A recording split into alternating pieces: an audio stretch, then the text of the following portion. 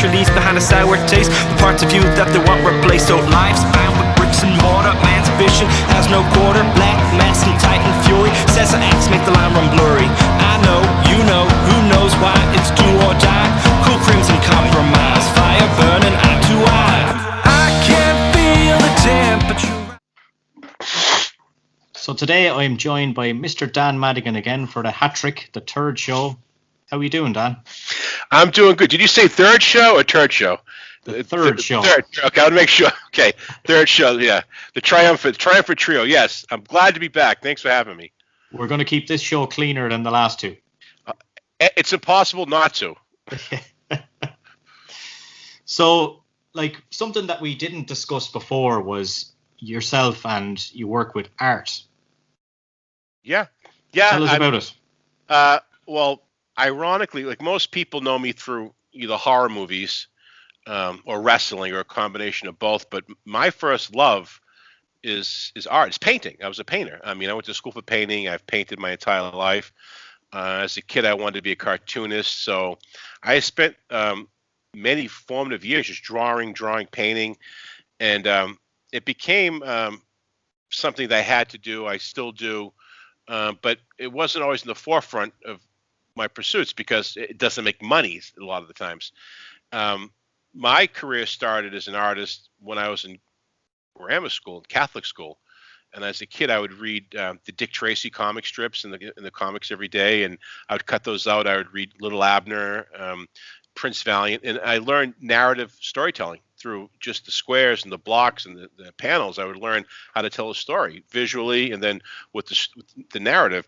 And so I started drawing my own comic strips as a kid, very rudimental, very rude in my style. I didn't really have a style as a kid. I'm just sort of aping other artists and stuff. But the only access to art I had really was I didn't go to galleries and museums. I would look at the paintings in the church, on Fridays during I was supposed to be a communion, and I'm looking at all these paintings of crucifixions and saints' martyrdoms and stations of the cross and people getting whipped and beaten. I go, holy cow. And that was my first imprint of art, of the human body and stuff, and studying the anatomy. So I didn't really have access to anatomy books at the time. I had comic books. But those are always only defined heroic things. So my vision of art was always like these emaciated type of bodies and crucified bodies and stuff. And that was formulating what I was creating as art. And then at the same time, I started doing these rather unpleasant cartoons, we'll say. I created these characters. We'll talk about them. I was in 5th grade. I created these characters called the Too Bads. And all they say is too bad. They don't do anything else. They just say too bad. And they were easy to draw. They had like big bulbous noses and shaggy hair, and they went around just killing people, killing and maiming and chopping people up, impaling people. And all they said was too bad. And people were begging, please don't kill me. I'm an old lady. They'd say too bad. Or please don't kill me. I'm pregnant. Too bad. And they'd burn orphanages and hospitals. And it was just, it was. I was in 5th grade. I'm a boy. I'm an idiot. My friends were idiots, and we all got a kick out of it. We're all laughing and shit, and it was just funny. And every day I would draw a new adventure of the Too Bads. And I had these stack of punch cards, old punch cards, and they were like this, and perfect for a comic strip. And the backs were blank. So I would draw with my pencil. I'd draw the Too Bads, and they do like fun-loving stuff like murder and mayhem and bludgeonings and all types of brutality. They had guns and knives and flamethrowers, and I'm laughing. My friends are laughing, and it's just it's absurd. The amount of violence is so absurd. It's like the Grand Guignol. It's an absurdity. And so one day I came into class and I sat down, opened my desk with these desks that open, and my drawings were gone. I had them hidden under a pencil box with an American flag on it, which is kind of apropos. And I looked, and all my drawings had gone, and I had this feeling in my stomach, oh, no. And I looked up, and the nun is sitting at her desk shooting daggers at me like a death stare, like looking at me. It was like a Zulu death mask. Zoom. And my friends all their desks just moved away slowly. I'm sitting by myself, right? And she's glaring at me. And another nun came in, and she sat, they both glaring at me. Like it was like out of Macbeth, like these witches glaring at me. Then the priest came in. He was half lit anyway. and they brought me to the hallway, and I really expected to get a beating. I had been beat before, and they had a guy there. He was a civilian, a psychologist. I found out, and he was a layperson, and he wanted to talk to me. And so he walked me down the hallway to this room, and I sat at the desk, and there was my pile of drawings on the desk, and he sat across from me. And he starts looking at each drawing. He's holding up, looking at him, and he's studying it like he's an art critic or something. And he's looking at each design, and each drawing gets worse and worse progressively with the violence and the absurdity. And I'm trying to look contrite, which isn't a possibility. My eyes are down. I'm trying to look like I'm sorry. And I keep staring at him and staring at him. And I notice at one point at the corner of his mouth, the beginning of a smile or a smirk or a sneer. But I knew at that point I had him. And he puts the artwork down, and he does this, Daniel, there's a time and place for everything. This is neither the time nor the place, and it looks like you're a very gifted young artist with a vivid imagination, but you've got to curtail that to other things. And I'm trying to be, yeah, whatever, okay, I'm polite. Can I have my drawings back? He goes, oh, no, you can't have these back. So he walks me down the hallway towards the nuns and the priest, and they're waiting there. I mean, they're waiting literally to tear me apart, and they're waiting to kick me out of school. And he stops right in front of them, and he looked down at me, and he looks at them, and he says about me, he goes, it's okay, he's fine. And I walked back into class, and that was the first validation I ever got of my artwork being, even though I was censored, it's fine. And since then I've been censored as an artist, more or less through my career. I was censored in college. Some of my pieces, I told my instructors what I was going to do, some certain pieces that were semi-erotic and stuff. And but once I finished the pieces, they were like, that's not what we envisioned. I go, well, I gave you sketches and drawings all the way up to the final piece. I think once they saw it, they backed off. And I used to work for Disney Animation a long time ago. And they came to my entire department, and they said, would you like every department had an art show. Like, the animators, the background people. I was Ink and Paint, and Ink and Paint was in an art show, and our art show was supposed to be in a year from when they had signed it. In typical Disney, they said, oh, your art show got pushed up to next month. So I started doing some collage work. I was always interested. I started doing some of the collage work that we'll see, and I did a series of works, and I had a lot of thematic stuff in it, things that influenced me, like religion, suppression, repression, all these different things, repressed sexuality. And I brought my stuff to Disney, and I put it on the wall on a Friday afternoon. And Friday night was the art show. And I remember Friday night I show up, and the president of Disney Animation, Peter Schneider, a powerful guy, he comes up to me, nice guy. He said he was doing something he didn't want to do, but he said, Dan, I got to say something to you. I love your artwork. I love it. I've got tons of compliments, but I got one complaint. I said, you got one complaint? I go, yeah, and I feel that I've got to take some of this work down. So I went to defend my work, and when I told him the entire thematic structure of all my pieces, all the work had to come down. And he said, Dan, I love your stuff. I think it's great. I could see it in the gallery, but, and this is a quote, he goes, your work makes people think, and we can't have that here. And so I took the work down, but I put it all outside around my car in the parking lot, and I had about 100 people came around walking with white wine, drinking and looking. So I had a gallery showing outside of Disney. And Peter was very cool about it because, he said he has to think about the integrity of the whole show. But the funny thing is the piece that was the piece that someone complained about had a nude image, and the nude image was a composite of two different pieces, and both pieces came from magazines you could buy on the news rack. Two art magazines you could buy on the newsstand. So and they're both pieces by famous artists, so I don't understand what the hubbub was. But so as a kid, I was censored. In college, as a Disney, I was censored. Of course, in wrestling, we talked about the times I've been censored right and left. So, I feel as a writer, as an artist, you got to push. You need to push the envelope to the edge and knock it over to see what works and what doesn't work. And there are times I've pulled myself back, but art. I've always said I don't make art for to make an artistic expression. I've always done stuff that comes out as a social commentary. And I didn't mean to make a social commentary. It's just some of the things I see spark differently. And so I went, and as I studied art, I studied painting, I studied collage, I studied things, and I see thematically things I would use in my work. And funny enough, I mean, some of that work goes into my writing. It went into the wrestling. That creative thread I sort of kept all the way through. So I was very, very, very lucky to have a friend of mine, John Lewinsky, who was a writer himself, an artist. He did a show at a virtual gallery called ChopperChunky Gallery. And I said, that's an interesting name, ChopperChunky Gallery. And John talked to the owner and curator, who was an artist himself, Mark Craig. And Mark contacted me, wanted to see some of my work. So I sent him a piece or two, a JPEG. He loved the stuff, loved it. And so he said, I'd like to do a show. So right now I have a virtual one-man show at the ChopperChunky Gallery up in this virtual world, which I think, as Mark explained to me, going forward in the world, in this post-pandemic world, post-COVID world, I think a lot of things will be happening now in the art world virtually.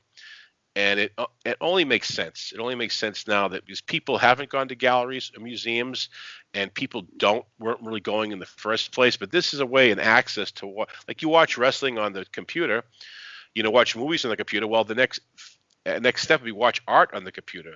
Collect art on the computer. Use digitized art as not just monetary, but as a collectibles. So I think there's a whole new wave coming of artists presenting the work to the masses. No longer you could find just to the walls of a gallery, but literally it's limitless what we can do now. So I think that I see it as at first I was kind of I'm an artist. I must put my work on the wall. There are no walls anymore. So you got to put your work out there. So that's I think Mark Craig is he's on the forefront. ChopperChunky Gallery is on the forefront of pushing this stuff. And the show that I'm in, the shows that come before me, I was really impressed at the artist overall that he has. And I'd been out of the art world for a while. So when I saw this presented to me, when Mark showed this, I was like, wow, this is a new venue, a new avenue of creating stuff and showing stuff. I seen one of the first things I seen was the eye. Yeah, and then I just thought, see no evil. Yeah, well, yeah, it's funny. Even before the eye has always influenced. I've always looked at the eye. Because it's so intricate to draw, but yet really the eyes. Everyone has a pair of them, yet they're all different. And I've always thought, in the back of my head, I think everyone thinks the same thing. When I see something, does everyone else see the same thing I see? Do you see red like I see? Does that look like you? Does that chair look like the chair to you? And the eyes is something that is so unique to us. It gives us our vision of the world. And it's funny that we only see what's ahead of us. We only look like this, very predatory. So I always thought that the eyes are interesting to draw, to use, because it's something. There are certain things in art that are always relatable.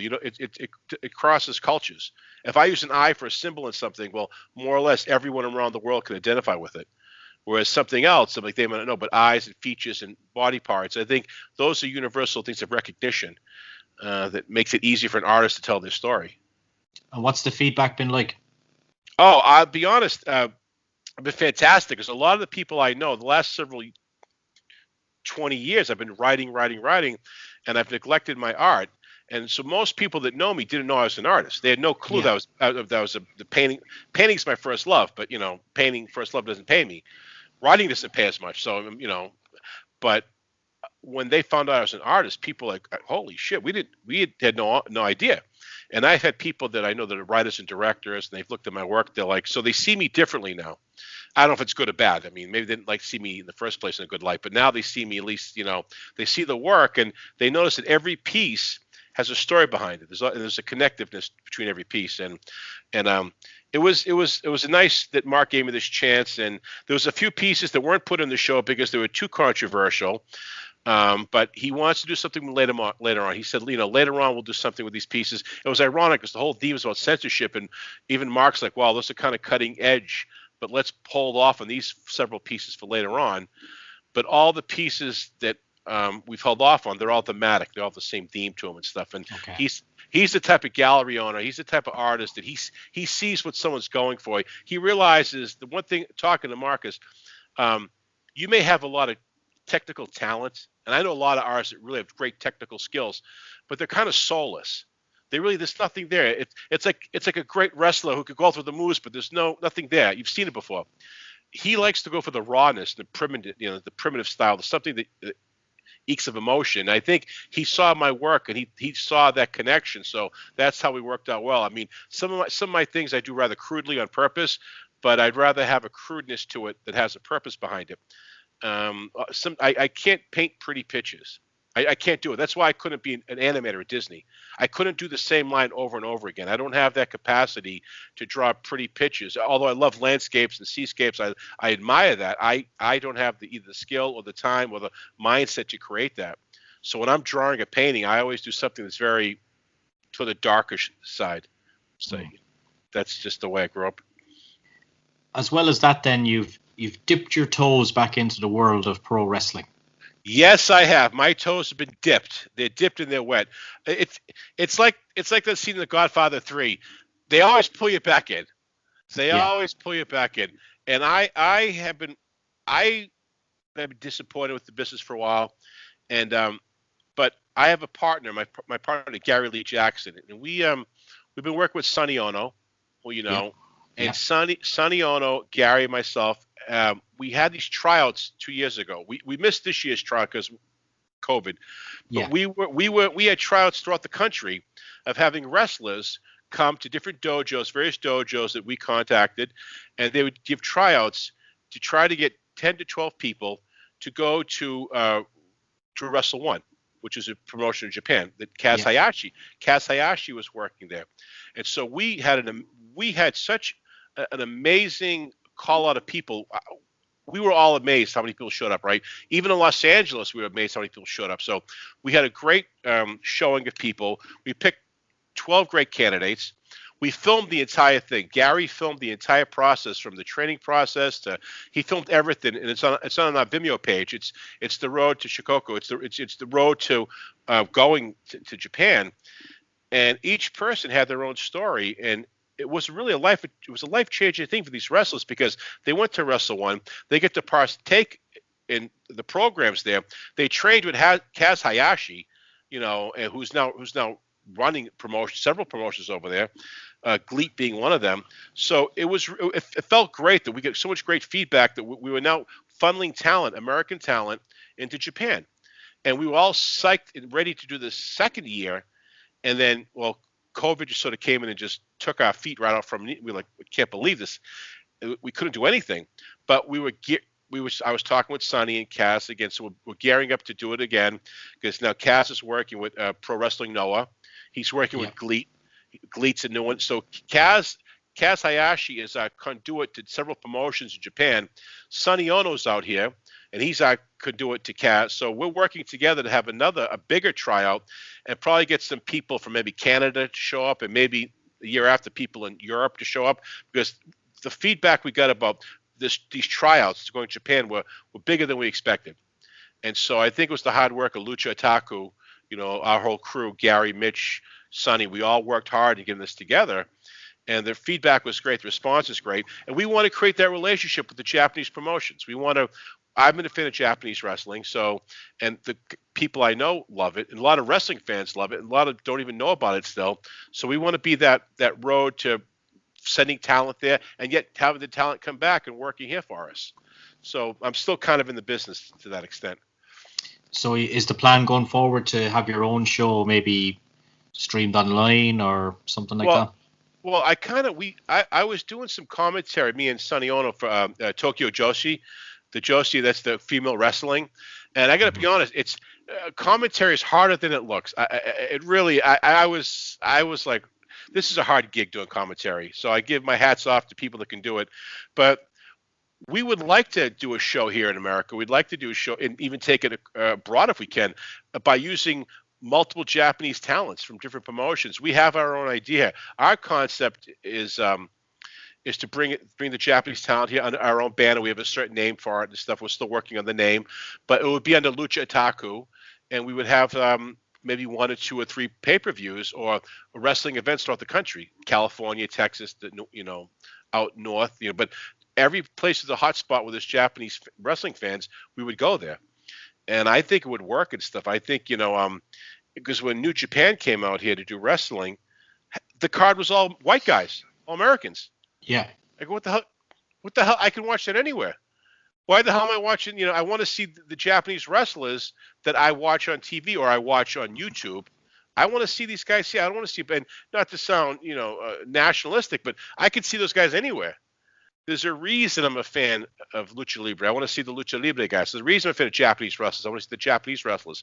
I want to see these things. So that's our plan. One of our greatest wrestlers and exports from here, Finn Balor. I don't know if you've seen much of him. Yeah. Oh, yeah. I loved his gimmick. I loved the look. It's wow. And he was in Japan for fucking years and years. Yeah. But they seem to have dropped the whole demon thing, though, which is a shame. It drives what drives me crazy. I mean, the look, the amount of effort he put into doing that, creating that. Trust me, you don't know how much work goes into that. And I think it's a great, especially today. How could you drop that angle? I mean, there's so many things happening today in society where that could embolize something. That could be personify something else. Who are the biggest heels but demons? Or you could play them. He could be a face as a demon, but you could do so much with it, and to drop something like that just seems like there's a lack of creativity. I mean, when I know when from speaking of experience, when you got a hot angle or something, you can always find something to do with it. You could find Finn Balor is an excellent wrestler. It's a great gimmick. You can find something that will fit into. You create something. You have to create something for it to go against or to work with, but put the effort into it. So that's I just feel bad. I feel upset when I see angles like that drop because that happened to me. Yeah, I kind of feel that what you'd hear about Vince doesn't really like him. He's too small and that. And then when he went back to NXT, that kind of maybe solidified that point. Like, I don't see. I don't understand. Like the size thing. Oh, you're not that big. Yeah. Is he really into the size thing, or is that just a? Well, I mean, I saw it somewhat, but he always wants. Remember, Vince had a bodybuilding federation in the '80s, and he went against Joe Weider's federation, and it didn't really work and stuff. But so it's the big aesthetic of the big muscular guy, and you can see that selling the product. But those big muscular guys, once in the ring, they don't really pan out. It's the little guys that work. I mean, Eddie Guerrero wasn't the biggest guy. He was very muscular for his size, but the guy could work. Chris Benoit could work. Dean Malenko. These aren't the biggest guys, but they gave you the best shows. I mean, they gave you Rey Mysterio. I mean, everyone in Mexico, for God's sakes, is not that big, but they give you great shows. So once you're in the ring, you're all kind of the same size. The camera on you and stuff. I mean, and if you aren't that big, you overcome that obstacle. That's part of your story. So to be down on someone who doesn't have the big attributes, I mean, but can he work? Can he tell a story? The camera, you should be able to manipulate, protect, and control your product by that camera, where you put it, how you show it, how you present people. If you can't protect and promote your people by that way, then you're doing something wrong. Yeah. I was actually I just thought of it there in my head. Were you surprised the Big Show went to AEW? I was very surprised. There are two swerves for Big Show. That the first swerve was when he was with Raw and SmackDown, and he pulls off the ECW T-shirt. That got me. That was a typical Paul Heyman swerve. It got me. Mm-hmm. But I didn't expect Paul, White, Big Show, to go to AEW. But looking back, it makes sense because his tenure there for the WWE. I mean, what's he going to do? I mean, he's done it. He wants to protect his body to some extent, and now you got a major player coming over there, which is good for them. And they're really, I mean, we talked earlier, they're really burning up the ratings and stuff. AEW, I mean, NXT went head to head with them. You're the flagship, you're the flag team, or the farm team, we'll say, the biggest promotion in the business ever. You're their farm team. You're the guys that you're going to be the next generation. And you go against these upstart company, and they beat you. You got to relinquish that time spot and go to another night. Holy cow! That's I think kudos to Tony Khan and Cody Rhodes and the whole crew, everyone over there. Jericho as well, I think. Jericho is just he's got it. Jericho's just got it. He's a smart guy, smart businessman. Jericho, he's more than a wrestler. He really is. He's a personality. He's sharp, but he brings Chris Jericho brings your promotion or your program to another level. He has that. Okay, now it's here. Now Chris Jericho. Now it's here. So, and you can't define that, and you can't really copy that. Chris just has it after spending his life in the business and learning and paying his dues. But it's interesting to see how they take people from WWE and how they change them, if they're going to change, or how they're going to fit into the structure there. Yeah. It's wrestling, but now what's your capacity? What's your role in it? Because you're not going to be the big show, but you've got 30 years of expertise and knowledge and experience. How are we going to partake that? How do we share that to these? I can actually see a lot of guys running down their contracts and going there. Yeah, I can too. And the only problem I see with that is, I don't know if it's a problem, but I remember watching TNA and a lot of guys going down there too. And part of my sentiment is, so it's just like, I don't want to call it the has-been league or the over the hill gang, but if you can't cut it for Vince, it's like playing like AAA baseball from okay, I'm going down to here to play. I think AEW should repackage these guys, not as personalities, but as what they're going to present to wrestling. And you have an opportunity now, better than TNA had or WCW, to really take the mantle and run with it. They really did. And the Young Bucks, too, for years ago, their whole idea of grabbing social media and manipulating it and using it was really, I go, wow, these guys got something. There's a financial aspect, I think, to AEW as well, because the Khans are billionaires as well. That's something TNA can't compete with, really. No, so these guys, if these guys are to leave WWE, and to see someone that's going to pay maybe not exactly the same amount, but a good chunk of it. You can imagine Chris Jericho is not working there for small money. Oh, no, he's not.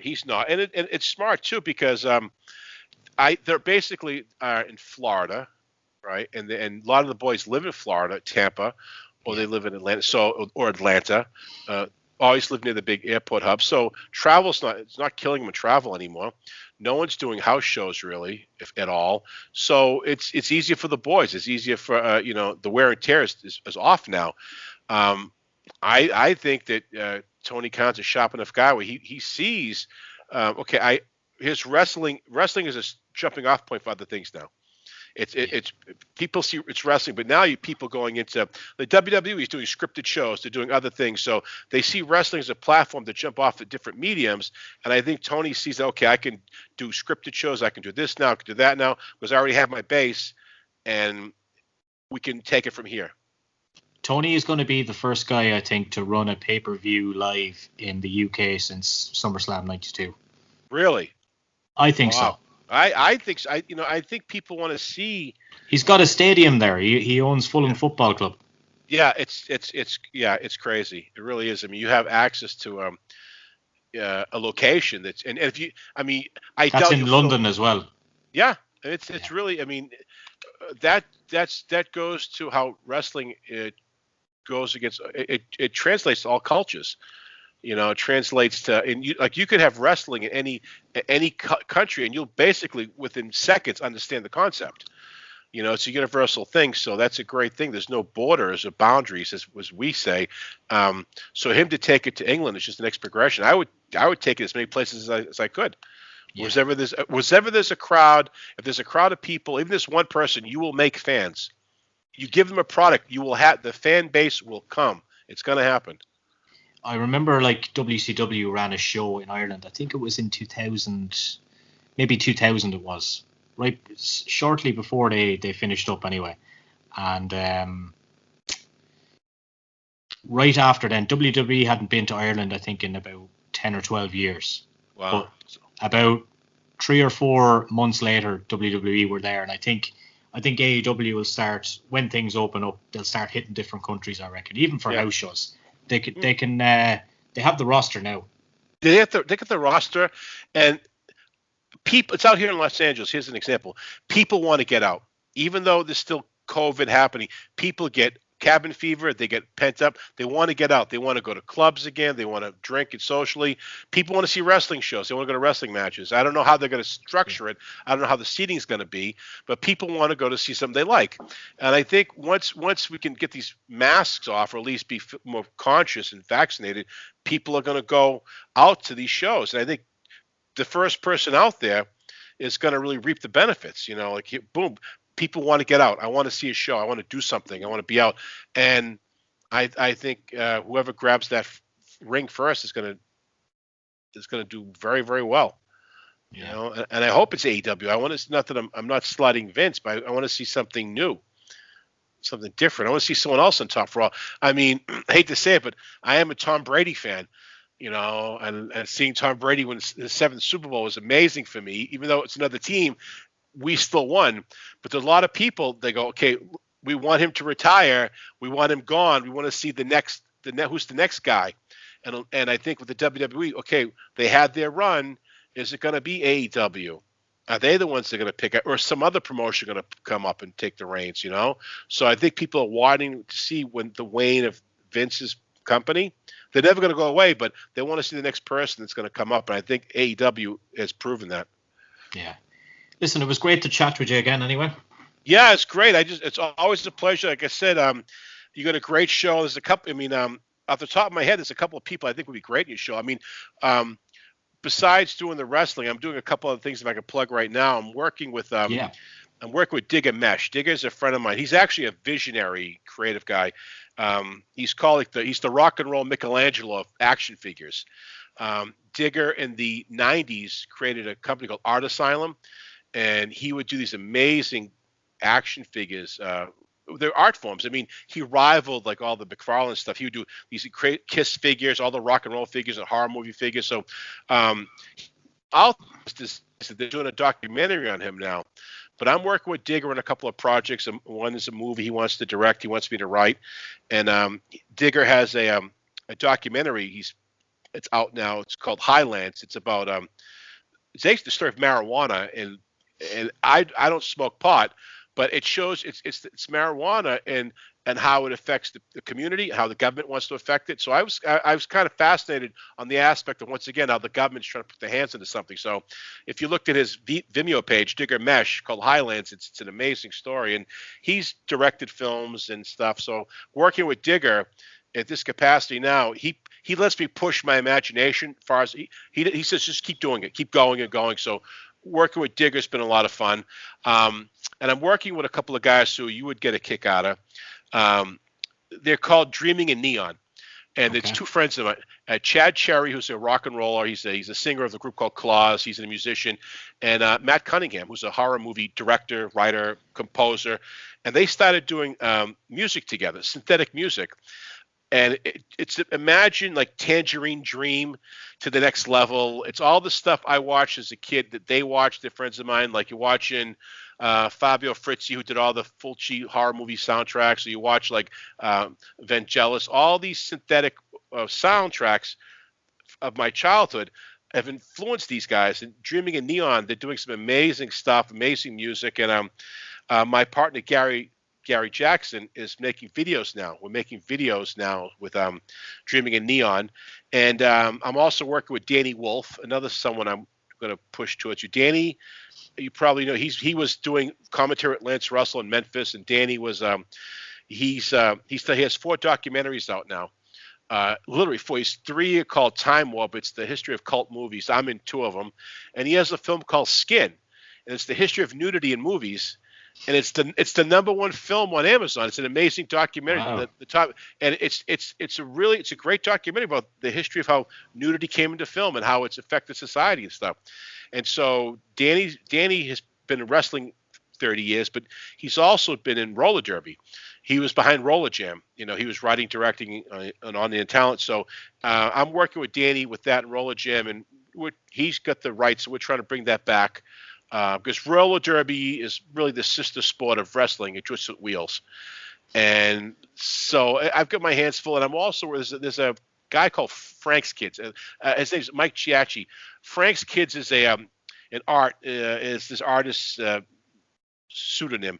He creates the craziest artwork. You got to go to Frank's Kids. I put some links on your stuff, but he's taken everything from the 80s and 70s, every cartoon, all the Hanna-Barbera stuff, all the Super Friends stuff. He's taken every image I remember as a kid, and he's puts a dark twist to it. He's putting like it's Michael Myers and Jason and Leatherface. Everything that I liked as a kid, he's meshed together in a very dark, sarcastic, cynical way, and it's really, and everything. Every time there's a new Frank's Kids T-shirt, a new image, it's like, wow, this guy is really on the ball. And I love people taking iconography that means something to me or means something to my generation and putting a twist on it. Yeah. And Frank's Kids really takes a twist on something that I found very endearing, and he makes it even better.